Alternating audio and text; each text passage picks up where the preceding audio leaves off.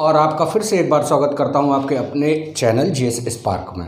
दोस्तों, मैं आप लोगों को इतिहास पढ़ा रहा हूं इस समय, और इतिहास में लगातार आपकी वीडियोस आपको प्रोवाइड भी हो रही हैं, मिल भी रही हैं, और आप लोग, मुझे बेहद खुशी है ये जान के कि आप लोग पढ़ाई भी बहुत अच्छे से कर रहे हैं और आप अपने समय का सदुपयोग भी करते चले जा रहे हैं। तो दोस्तों, ये जो टाइम होता है, टाइम में आपको इतनी ढेर सारी चीज़ें मैं दे दूंगा ताकि आप जब अच्छे टाइम की तरफ मुड़ें तो उस समय सारा टाइम आपके हिसाब से ही कन्वर्ट हो जाए। जैसे कि मैंने पिछली वीडियो में भी समझाया था आपको।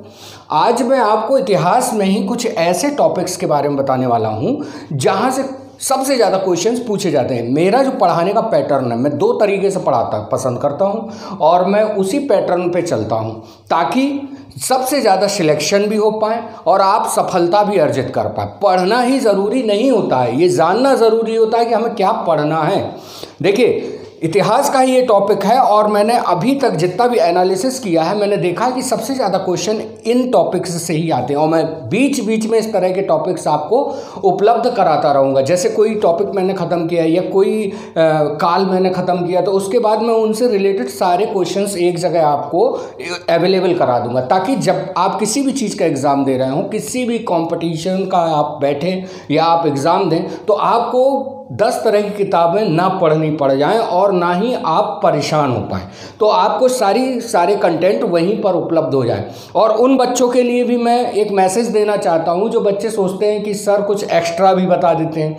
तो देखिए दोस्तों, मैं आपको यहाँ पे एक चीज़ बता दे रहा हूँ कि मैं जो वीडियो बनाता हूँ ये ना सिर्फ छोटे एग्ज़ाम के लिए है, बल्कि आप जानते हैं कि भारत की आबादी कितनी ज़्यादा है और इसमें कई बच्चे ऐसे भी हैं जो मेंस भी देते हैं, पीसीएस भी देते हैं, आईएएस भी देते हैं।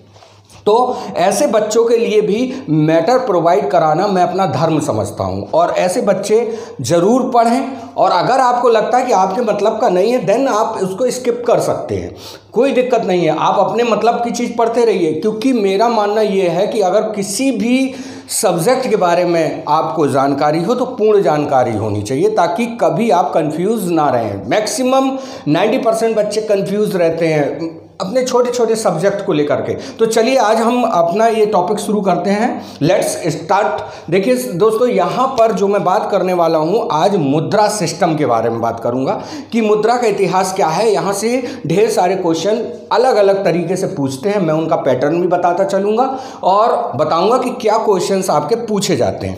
तो सबसे पहली बात तो आप ये जान लें कि सबसे पहले जो है हमारे यहाँ जो मुद्रा व्यवस्था थी, आप प्राचीन भारत पढ़ते हैं तो प्राचीन भारत में आपको पता होना चाहिए पहले एक्सचेंज सिस्टम चलता था, यानी विनिमय प्रणाली, वस्तु के बदले वस्तु आदान प्रदान कर दी जाती थी। उसके बाद हमने धातु के सिक्के बनाना शुरू किए। ठीक, तो धातु के सिक्के के बारे में हम जब बात करते हैं तो सबसे पहले जो धातु के सिक्के थे वो लगभग हम देखते हैं कि जो अच्छे रूप में मिले हमको वो बुद्ध के समय में मिलते हैं, यानी 6ठी शताब्दी के आसपास। तो आप या 6ठी शताब्दी ईसा पूर्व के आसपास आपको ये मिलने लगते हैं। ठीक है, तो बुद्ध के समय में आपको सबसे पहले धातु के सिक्कों के बारे में जानकारी मिली। ठीक, अब आरंभिक सिक्के जो बनाए गए, अच्छा यहाँ क्वेश्चन पूछा जाएगा कि सबसे प्रारंभ में, तो आपका पहला क्वेश्चन हो गया कि धातु के सिक्के, यानी कि धातु के सिक्के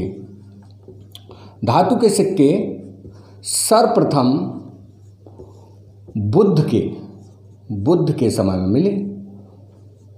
मैं एक एक करके सारी चीज़ें आपको यहाँ पर पहले आप समझ लें, फिर मैं नोट डाउन कर दूंगा कि क्या आपको पढ़ना है। ठीक, तो यहाँ पर मैंने बताया कि धातु के सबसे पहले सिक्के बुद्ध के समय में मिलते हैं। आरंभिक सिक्के जो बनते थे, आरंभिक सिक्के सोने के नहीं बनाए गए थे, आरंभिक सिक्के चांदी धातु के बनाए गए उस समय। ठीक, तो ये भी क्वेश्चन पूछा जाता है। जातक कथाओं में 3 तरह के सिक्कों का बात की गई। ये क्वेश्चन भी पूछ चुका है, पीसीएस में पूछा है और कई सीटेट और टेट के एग्जाम में भी ये क्वेश्चन कई बार पूछा गया है कि जो जातक कथाओं में जो सिक्कों का वर्णन किया गया वो 3 तरह के सिक्के थे, जिनका नाम था निशाका, स्वर्ण और मशाका। ठीक है, निशाका, स्वर्ण व मशाका। यहां से क्वेश्चन पूछता है, वेरी इंपॉर्टेंट है कि ये जातक कथाएं। अच्छा दोस्तों, यहाँ पर एक चीज़ और बता देंगे कि आप लोग जो सोचते होंगे कि नहीं हम तो कुछ और ही पढ़े हैं कि 500 ईसा पूर्व जो है सिक्कों का प्रारंभ होता है या आहत सिक्के पढ़े हैं, तो दोस्तों यहाँ पर एक बात बता दूं कि जो ये किताबी ज्ञान है और जातक कथाएं ऑथेंटिक नहीं हैं, इसलिए फिर भी इससे क्वेश्चन पूछा जाता है कि जातक कथाओं में किन सिक्कों का वर्णन किया गया है, या प्राचीन सिक्के के नाम पूछ लेता है तो निशाका, स्वर्ण और मशाका, ये 3 तरह के सिक्के चलते थे। अब मैं बात करूंगा कि देखिए जो प्रारंभिक सिक्के थे उनको आहत सिक्के भी बोला जाता था। आहत सिक्के या पंचमार्क सिक्के, यानी आहत प्रारंभिक सिक्के जो थे जो उनको आहत सिक्के या पंचमार्क सिक्के के नाम से हम जानते हैं। ठीक है, पंचमार्क सिक्के के नाम से हम जानते हैं। अब इसका प्रारंभ, भारत में मुद्रा के सिक्कों का प्रारंभ कब होता? 500 ईसा पूर्व। वेरी इंपॉर्टेंट, भारत में जो मुद्रा यानी मुद्रा के रूप में सिक्के का उपयोग होता है 500 ईसा पूर्व भारत में होता है। भारत में क्लियर हो गई ये बात? तो यहां पर मैं बात करूंगा कि भारत में जो मुद्रा के रूप में सिक्कों का प्रयोग का साक्ष्य हमको मिलता है 500 ईसा पूर्व के आसपास हमको मिलता है। आहत सिक्के या पंचमार्क सिक्कों की मैं बात कर रहा था, तो ये ऐसे सिक्के थे जो धातु पर बनाए जाते थे, उन पर ठप्पा लगा दिया जाता था। और ठप्पा कैसा था? विभिन्न प्रकार के जानवरों का या चिन्ह का, इस तरह के सिक्के इस पर ठप्पे लगा दिए जाते थे। अब बात करेंगे कि भारत में जो है सिक्के यानी कि सोने के सिक्के, धातु के रूप में सोने के सिक्के सबसे पहले किसने चलाए? तो आप जान लें कि भारत में जो धातु के रूप में सोने के सिक्के चलाए हैं वो थे हिंद यूनानी। हिंद यूनानी ने भारत में क्या चलाए? सोने के सिक्के चलाए थे। अब हिंद यूनानी, ये मैं पिछली वीडियो में बता चुका हूं कि पहली बार भारत में सोने के सिक्के चलाए हिंद यूनानी। अब हिंद यूनानियों से जो क्वेश्चन पूछेगा तो हिंद यूनानियों से निम्न तरह के क्वेश्चन आपसे पूछेगा, इस प्रकार पूछेगा कि सबसे पहले सिक्के चलाए, सबसे पहले, ठीक है, सोने के सिक्के, ओके, सोने के सिक्के चलाए, किसने चलाए? हिंद यूनानियों ने।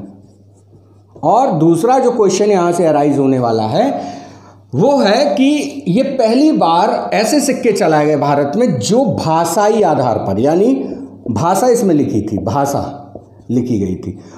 एक क्वेश्चन और यहां से अराइज हो जाता है कि द्विभाषी सिक्के किसने चलाए? तो हिंद यूनानी।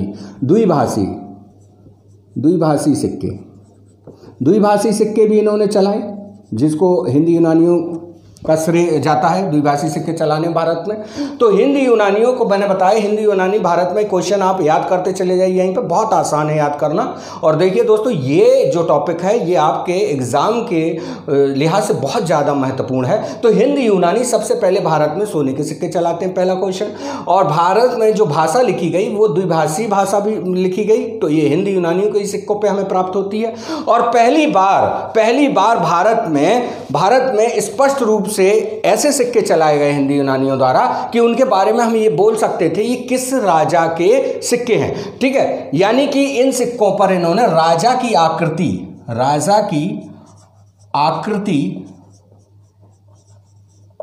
एवं नाम, तो ये आपका क्वेश्चन हो जाता है एवं नाम। तो राजा की आकृति और नाम लिखने की कला का प्रारंभ किसने कराया? ये कराया था आपका हिंद यूनानियों ने। तो आपके क्वेश्चन यहाँ पे क्लियर हुए दोस्तों। अब सबसे ज़्यादा यहाँ से क्वेश्चन हिंद यूनानियों के बाद आपको पता है कि हिंद यूनानियों के बाद भारत में आते हैं कुषाण। तो कुषाणों से जो क्वेश्चन बनता है, तो पहला क्वेश्चन तो ये बनता है कि कुषाण में सबसे ज़्यादा शुद्ध सोने के सिक्के चलाए गए, सबसे ज़्यादा, यही क्वेश्चन आपसे बार बार पूछा जाता है, सबसे ज़्यादा शुद्ध सोने के सिक्के किसने चलाए थे? कुषाणों ने। ठीक, तो ये हो गया कुषाणों ने सबसे ज़्यादा शुद्ध सोने के सिक्के चलाए। ये एक तरह से दिनार की तरह थे, इन्होंने ये जो पैटर्न लिया था ये दिनार से लिया था, ये दिनार की तरह थे। और आपसे जो सवाल पूछा जाएगा कि कुषाणों ने सबसे ज़्यादा किस धातु के सिक्के चलाए, ये क्वेश्चन आपका बेहद महत्वपूर्ण है। और इसमें लोग गलती भी करते हैं, तुरंत आंसर लगाते हैं सोने के। जी नहीं, कुषाणों ने सबसे ज़्यादा तांबे के सिक्के चलाए थे। किसके? तांबे के सिक्के। कुषाणों ने सबसे ज़्यादा तांबे सबसे ज़्यादा चलाए थे। तो ये क्वेश्चन आपका बेहद महत्वपूर्ण है और ये आपका कंफ्यूज जो होते हैं, आप लोग कंफ्यूजन का परेशान होते हैं, तो ये आपका यहाँ क्लियर करा दिया मैंने कि कुषाण सबसे ज़्यादा शुद्ध सोने के सिक्के तो चलाते हैं। उसके बाद दूसरा जो क्वेश्चन है कि आपसे अगर पूछा जाए कि सबसे ज़्यादा तांबे के सिक्के किसने जारी कराए, तो ये आपका आंसर होगा क्या? कुषाण। ये भी आपका आंसर कुषाण ही हो जाएगा। ठीक, अब इसके बाद हम आपसे बात करेंगे कि जो कुषाणों का राजा था कडफिसेस, कडफिसेस, ये आपसे क्वेश्चन पूछा गया है। कडफिसेस, कडफिसेस, जो कुषाण का राजा था कडफिसेस, ये तांबे के सिक्के चलवाता है, तांबे के सिक्के।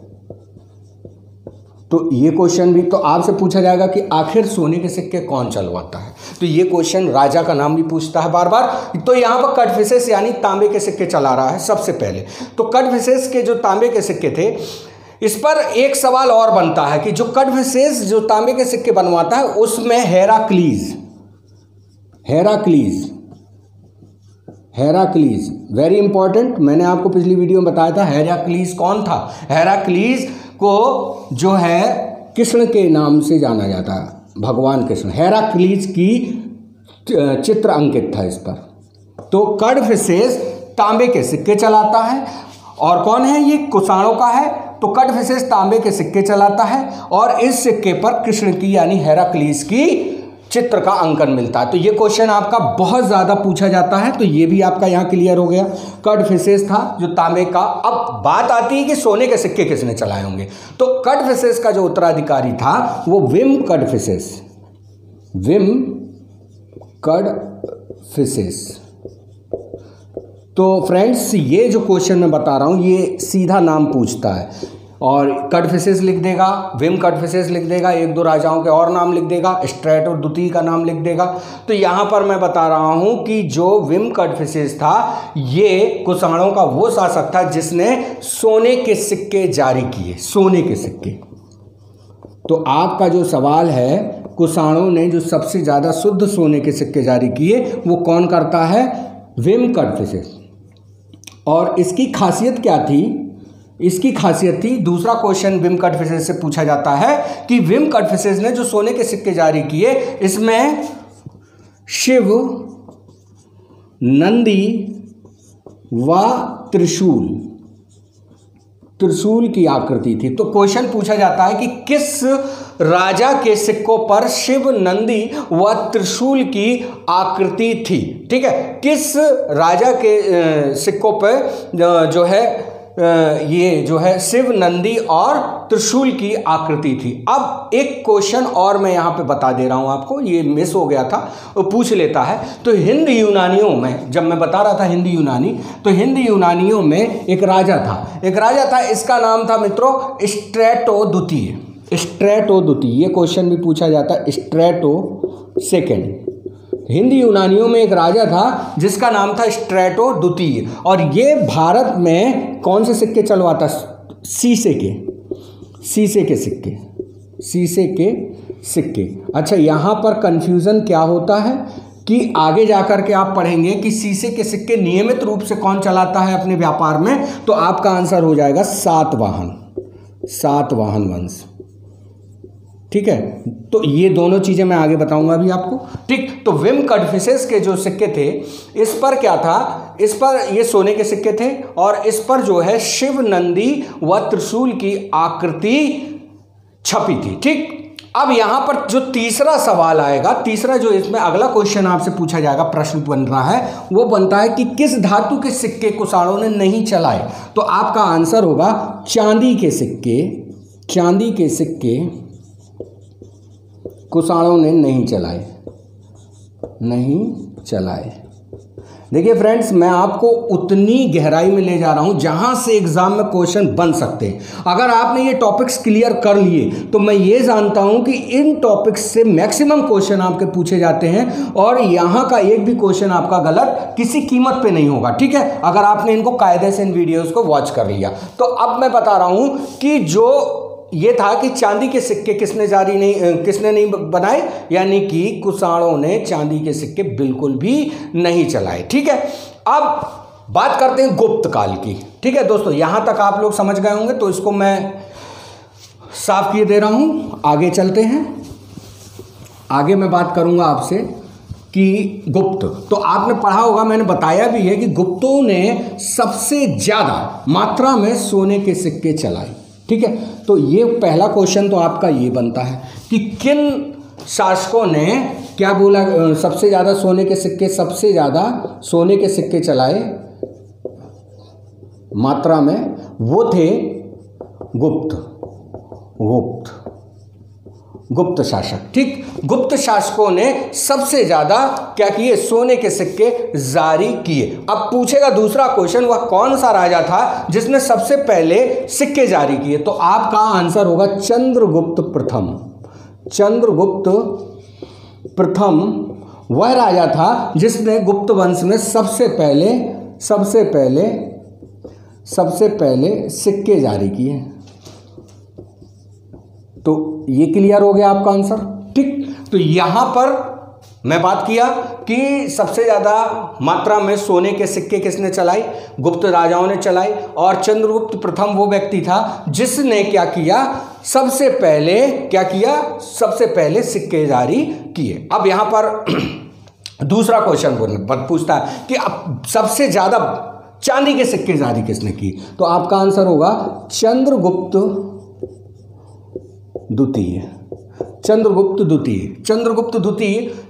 द्वितीय के बारे में बता देता हूं मैं कि चंद्रगुप्त द्वितीय ने सबसे ज्यादा चांदी के सिक्के जारी किए, सबसे ज्यादा चांदी के सिक्के जारी किए। ठीक, तो ये क्वेश्चन आपका हो गया कि सबसे ज्यादा क्वेश्चन अगर पूछता है कि सबसे ज्यादा चांदी के सिक्के किसने जारी किए, तो आपका आंसर सीधा सा हो जाएगा कि सबसे ज्यादा चांदी के सिक्के भैया चंद्रगुप्त द्वितीय ने चलाए। ठीक, चंद्रगुप्त द्वितीय ने चलाए। इसके बाद चांदी व सोने के इसने दो तरह के सिक्के और चलाए। तो पहले थे इसके चांदी के सिक्के शेर, और दूसरे थे घुड़सवार। क्योंकि गुप्त शासक जो है घुड़सवारों को बहुत ज़्यादा महत्व देते थे, तो क्वेश्चन यहीं से पूछेगा कि घुड़सवार प्रकार के सिक्के किन शासक ने चलाए, तो चंद्रगुप्त द्वितीय। अगर राजा का नाम पूछे तो चंद्रगुप्त द्वितीय, और अगर शासन पूछे तो गुप्त काल में घुड़सवार प्रकार के सिक्के चलाए गए। ठीक, तो इसके बाद अगला जो पूछेगा स्कंदगुप्त से पूछेगा। स्कंदगुप्त ने तीन तरह के सिक्के चलाए। स्कंदगुप्त ने तीन तरह के सिक्के चलाए। स्कंदगुप्त ने तीन तरह के सिक्के चलाए। ठीक, अब ये तीन तरह के सिक्के कौन कौन से थे, धनुषधारी, लक्ष्मी और घुड़सवार। कौन से थे, धनुषधारी, लक्ष्मी और घुड़सवार। तीन तरह के सिक्के ये चलाता है, धनुषधारी, सेकंड लक्ष्मी, यानी लक्ष्मी जी की मूर्ति थी इसमें, लक्ष्मी और घुड़सवार। ठीक, धनुषधारी और घुड़सवार, ये तीन तरह के सिक्के कौन चलाता है, स्कंदगुप्त चलाता है। अब कुमारगुप्त से जो क्वेश्चन पूछेगा, तो कुमारगुप्त भी गुप्त शासक था, तो कुमारगुप्त कौन से सिक्के चलाता है, कुमारगुप्त जो सिक्के चलाता है, इसमें कार्तिकेय, गरुड़ व मयूर की आकृति मिलती है। किसकी, कार्तिकेय, गरुड़ व मयूर। तो आपसे जो सवाल पूछेगा कि कार्तिकेय की मूर्ति का अंकन किसके सिक्कों पर है, तो आपका आंसर फौरन हो जाएगा कुमारगुप्त। या गरुड़ की मूर्ति का या चित्र अंकित किसके सिक्कों पर किया गया, तो आपका आंसर हो जाएगा कुमारगुप्त। ठीक है, अब यहाँ पर मौर्य काल की बात करेंगे, तो मौर्य काल में जो सिक्के थे, जो मानक सिक्के थे, उनको करसार्पण कहा जाता था। मौर्य काल में जो मानक सिक्के थे, मानक सिक्के जिनसे व्यापार होता था, मैक्सिमम व्यापार होता था, उनको करसार्पण कहा गया। तो ये क्वेश्चन भी आपसे पूछा जाता है कि मौर्य काल के मानक सिक्कों का नाम क्या था, करसार्पण। ठीक, अब बात करने वाला हूं मैं सातवाहनों की। अच्छा, यहां पर एक क्वेश्चन और आपका एराइज होता है जो कि कुषाणों से है। कुषाणों से है तो आपका आंसर होगा कुषाण। कुषाणों में आपको बता दूं कनिष्क का नाम आता है, कनिष्क। तो कनिष्क के जो कनिष्क से क्वेश्चन जो आपका पूछा जाता है वो ये पूछा जाता है कि किस शासक के सिक्कों पर भगवान बुद्ध के चित्र का अंकन किया गया है। तो आपका आंसर हो जाएगा कनिष्क। बुद्ध का अंकन है इसके सिक्कों पर। तो ये क्वेश्चन भी आपका क्लियर हो गया। कुषाण में कनिष्क था जिसने क्या किया है, इसके जो है सिक्कों पर बुद्ध का अंकन मिलता है। ठीक है, इसी के साथ एक और सवाल पूछा जाता है कि इसने 78 ईस्वी में जब ये गद्दी पर बैठता है तो ये एक नया संवत भी चलाता है जिसका नाम है शक संवत। ठीक, अब यहां पर कुषाण में कनिष्क बता दिया। इसी के शासनकाल में बौद्ध धर्म की चौथी बौद्ध संगीति होती है। इसके बाद इसका उत्तराधिकारी हुआ हुविस्क। इसका नाम आप लोगों ने नहीं सुना होगा, हुविस्क हुआ। ये क्वेश्चन भी पूछता है, जो लोग टेट सीटेट वगैरह देते हैं तो उसमें ये क्वेश्चन कई बार मिला है, हुविस्क। तो हुविस्क ने आपके चतुर्भुजी, यानी कि आपसे क्वेश्चन पूछा जाएगा चतुर्भुजी विष्णु के सिक्के किसने जारी किए, तो वो आपका आंसर होगा हुविस्क। हुविस्क वह व्यक्ति था, वह राजा था जिसने क्या किया था कि चतुर्भुज विष्णु के सिक्कों को जारी किया था। अब बात करूंगा जो अगला आपका पॉइंट है वो है सातवाहन। सातवाहनों से जो क्वेश्चन अराइज होते हैं तो ये पहली बात तो ये जान ले, सातवाहनों ने 4 तरह के सिक्के चलाए, 4 धातुओं के। ये क्वेश्चन आपका पूछा जाता है। 4 धातुओं का प्रयोग किया सातवाहनों ने, 4 धातुओं का प्रयोग किया जिसमें चांदी, तांबा,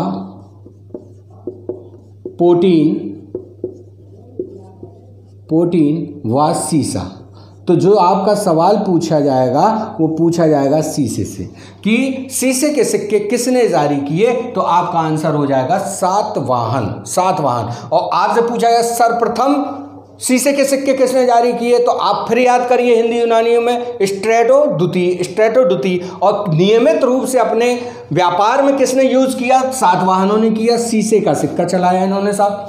इसी के साथ इनके सिक्कों पर जो अंकन मिलता है, ये भी क्वेश्चन पूछा जाता है, जहाज, मछली, शंख। तो आपसे पूछा जाएगा कि कौन से शासक थे जिनके सिक्कों पर जहाज, मछली व शंख के चित्र अंकित थे, तो आपका आंसर सीधा हो जाएगा सातवाहनों के सिक्कों पर ये चित्र अंकित थे, जहाज, मछली, शंख। अच्छा, ऐसा क्यों? क्योंकि सातवाहनों के बारे में ये कहा गया है कि ये सामुद्रिक रूप से बहुत ज़्यादा शक्तिशाली राजवंश था। और इस वंश में क्या हुआ, इस वंश में ये लोगों ने समुद्र के माध्यम से व्यापार किया और समुद्र के माध्यम से ही अन्य क्षेत्रों को जीता भी। तो इनके शासन में यानी कि समुद्र को क्या बोला गया, बहुत ही ज़्यादा इंपॉर्टेंस दिया गया था। अब अगला जो क्वेश्चन पूछा जाएगा वो पूछा जाएगा विदेशी आक्रमणकारियों में जब इस्लाम की बात होती है तो मोहम्मद गौरी का नाम आता है। मोहम्मद गौरी। तो मोहम्मद गौरी से जो क्वेश्चन पूछेगा कि इसने कैसे सिक्के, इसके सिक्के थे सोने के सिक्के, तो सोने के सिक्के थे इसके, सोने के सिक्के जारी किए। सोने के सिक्के कौन जारी करता है, मोहम्मद गौरी सोने के सिक्के जारी करता है। और इन सिक्कों की खासियत क्या थी, यही क्वेश्चन आपसे पूछेगा। तो इन सिक्कों पर एक तरफ लक्ष्मी जी की आकृति बनी रहती है और दूसरी तरफ संस्कृत भाषा में लिखा होता है। संस्कृत भाषा का प्रयोग किया गया है। ठीक, संस्कृत भाषा में इसमें राजा का नाम लिखा रहता था जो जारी करता था। तो ये क्वेश्चन आपको फंसाता है बार बार कि भैया संस्कृत भाषा और लक्ष्मी जी की मूर्ति, तो आप लोग मैक्सिमम लोग जो है मोहम्मद गौरी तो नहीं लगाने वाले थे, लेकिन ये आंसर आपका क्लियर मैंने करा दिया कि मोहम्मद गौरी वह जो है मुगल था या मुसलमान था मोहम्मद गौरी, कि इसके सिक्कों पर लक्ष्मी जी और दूसरी तरफ संस्कृत भाषा में शासक का नाम लिखा रहता था। अब अगली चीज कुतुबुद्दीन मोहम्मद बिन तुगलक से आता है, सॉरी मोहम्मद बिन तुगलक,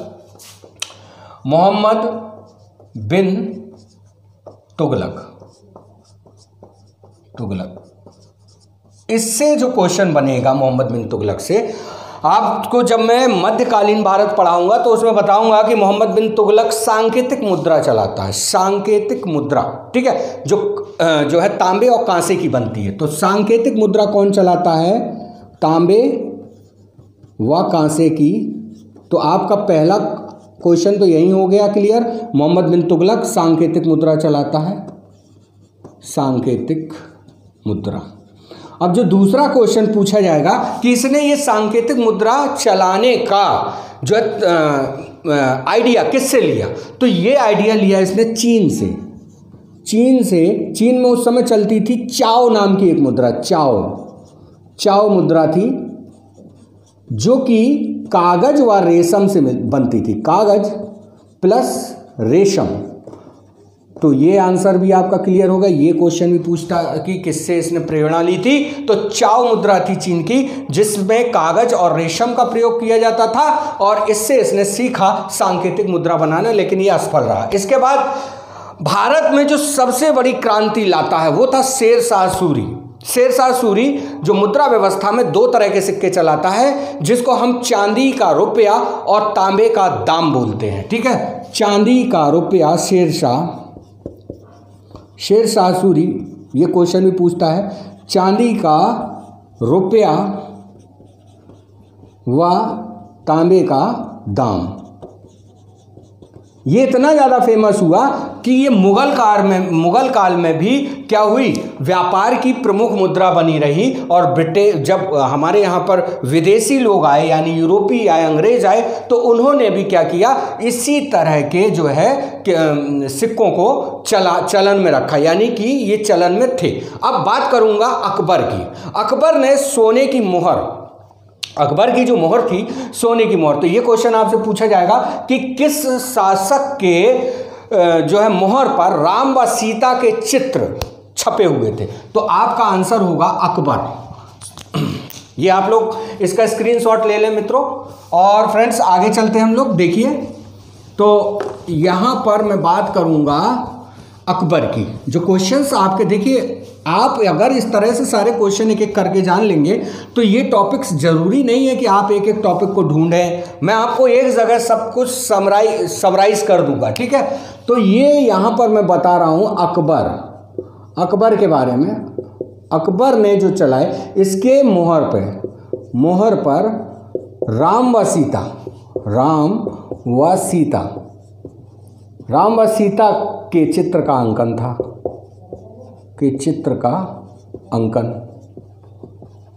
क्लियर। ये चीज आपकी क्लियर हो गई कि किस शासक के समय में मोहर में राम व सीता का चित्रों का अंकन किया जाता था, तो ये आपका आंसर हो गया अकबर। वह इसके सिक्कों पर कविता व छंदों का अंकन किया गया। जो इसने सिक्के चलाए तो उसमें कविताएं भी लिखता था, ये कविताएं व छंद। चूंकि अकबर धार्मिक रूप से सहिष्णु था, तो सहिष्णुता की वजह से इसने अपने सिक्कों पर इनको भी जगह दे दी। तो आपका आंसर यहाँ पर क्लियर हो गया होगा। अकबर के समय में जो है राम व सीता के चित्र आए और सिक्कों पर कविताएं व छंद लिखना शुरू की गई। अब जहांगीर, अकबर के बाद जहांगीर आता है। जहांगीर दो तरह के सिक्के चलाता है, छोटे मूल्य के। ये क्वेश्चन भी बार बार पूछा गया है, पीसीएस में भी पूछा गया है, सीटेट में भी पूछा गया है। जहांगीर दो तरह के सिक्के चलाता है जो छोटे मूल्य के होते हैं, छोटे मूल्य के दो तरह के सिक्के चलाता है। तो पहले सिक्के का नाम था नूर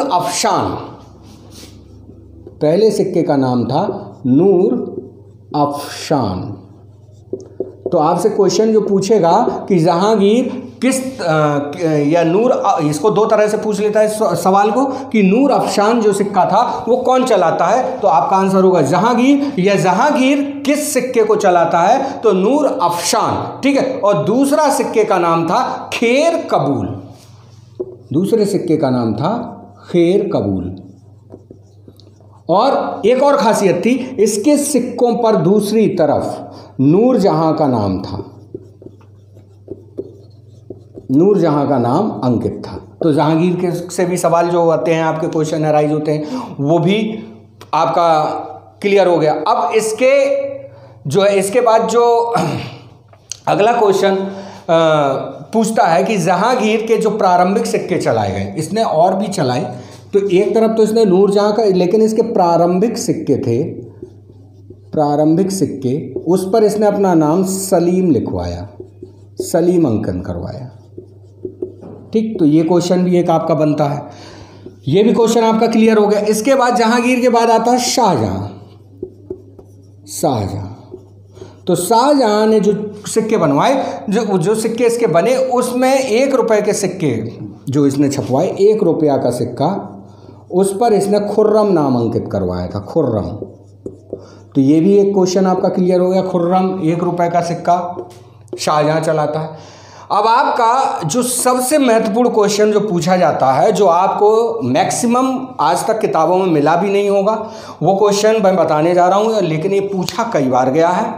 तो आपसे पूछा जाएगा कि कौन सा ऐसा राजा था या कौन सा ऐसा वंश था जिसने अपने सिक्कों पर हनुमान जी की प्रतिमा अंकित करवाई। तो आपको बता दूं, विजयनगर साम्राज्य, विजयनगर साम्राज्य,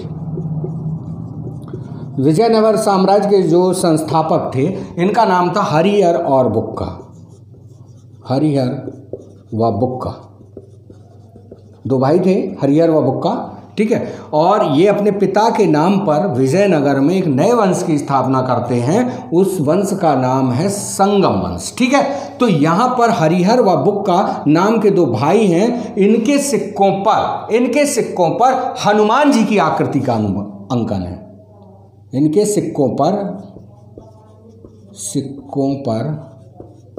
हनुमान जी की आकृति का।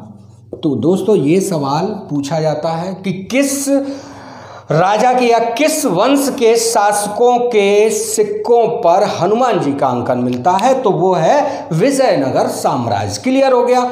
इसके बाद अगला जो क्वेश्चन आपका पूछेगा, वो पूछेगा कृष्णदेव राय।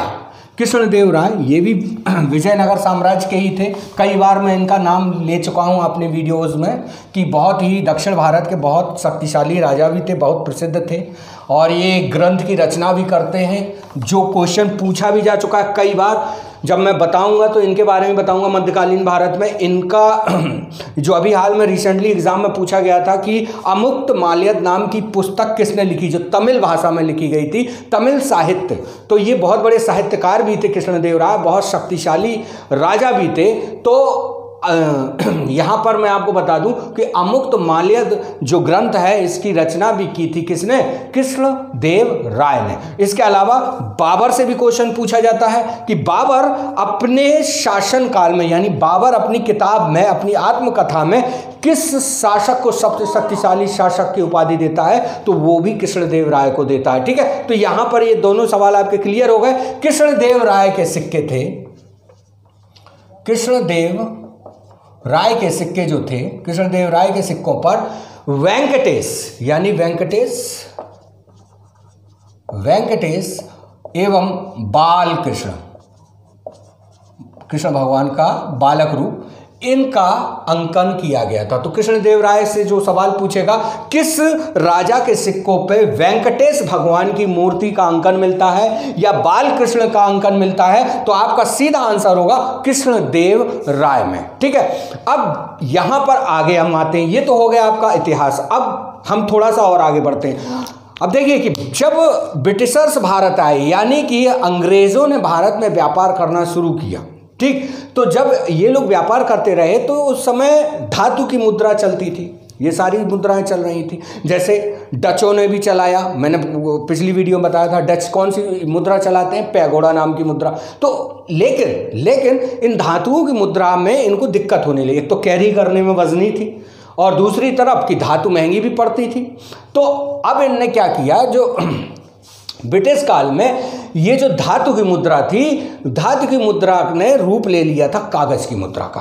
तो ठीक है, तो यूरोपीय जो कंपनी थी, यूरोपीय कंपनी ने अपने व्यापार की सहूलियत के लिए, वेरी इंपॉर्टेंट, यूरोपीय जो कंपनी थी इसने अपनी व्यापार करने की सहूलियत के लिए बैंकों की स्थापना करी।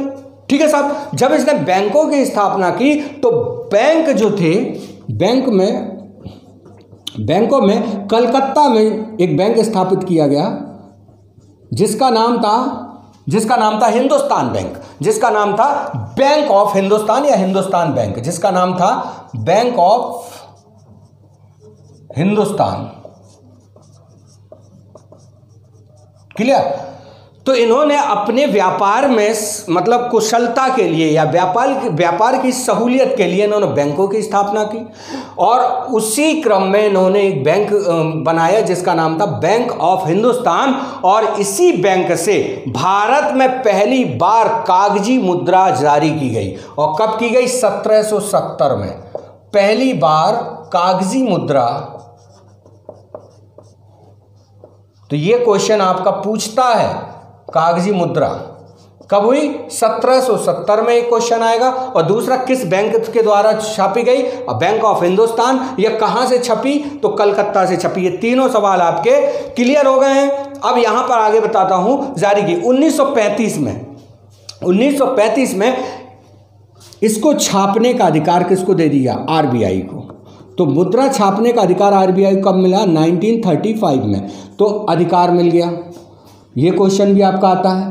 तो आरबीआई को कागज की मुद्रा छापने का राइट कब मिला? 1935 में। ठीक। और आरबीआई ने पहली बार, दूसरा क्वेश्चन पूछेगा, आरबीआई ने पहली बार मुद्रा कब जारी की? तो पहली बार आरबीआई ने जो नोट जारी किया वो किया आपका 1938 में। 1938 में। क्लियर? तो फ्रेंड्स, ये मैंने आपको बता दिया कि सबसे पहले जो कागजी मुद्रा छपी बैंक ऑफ हिंदुस्तान से 1770 में छपी, कलकत्ता से छपी। इसके बाद आरबीआई को राइट दिया गया 1935 में कि आप कागजी मुद्रा छाप सकते हैं। और आरबीआई ने पहली बार 1938 में कागजी मुद्रा छापी। तो दोस्तों, ये वीडियो आपको कैसा लगा? ये सेशन कैसा था? इस लेक्चर से आपको क्या सीखने को मिला? ये ज़रूर कमेंट में बताइएगा और हमारे साथ बने रहिए। और धीमे धीमे, आप बिल्कुल भी 1% लोड ना लीजिए, धीरे धीरे मैं आपको वो सारी चीज़ें पॉइंट आउट करा दूंगा जहाँ से आपके क्वेश्चंस अराइज होते हैं। इसी के साथ आपके अच्छे दिन की शुभकामनाएं देते हुए आपसे विदा लेता हूँ। बने रहिए हमारे साथ और सफलता के लिए हमेशा अग्रसर रहिए। Thank you, take care, bye bye.